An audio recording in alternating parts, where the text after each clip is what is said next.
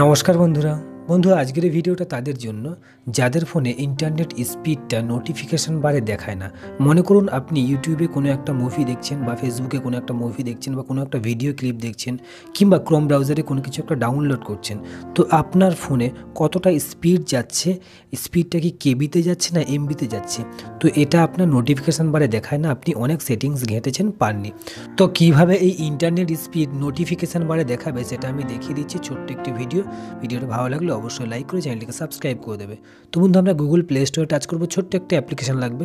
তো এই আমি টাচ করলাম, তো নিচের দিকে সার্চ বার আছে, টাচ করে উপরে সার্চ বারে সার্চ করবো বা টাইপ করে নেবো INTER ইন্টারনেট। এখানে ভালো করে দেখো চলে এসছে ইন্টারনেট স্পিড মিটার। তো এখানে আমি টাচ করবো, তোমরা ইন্টারনেট স্পিড মিটার লাইট লিখবে, চলে আসবে। সবার উপরে একটা অ্যাপ্লিকেশান এসছে, ডান সাইডে ইনস্টল আছে, ইনস্টলে টাচ করবো।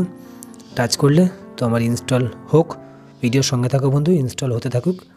তো বন্ধু আমার ইনস্টল কমপ্লিট হয়ে গেছে, এখন এখানে ওপেন বলছে, তো আমি এখান থেকেই ওপেন করে নেবো।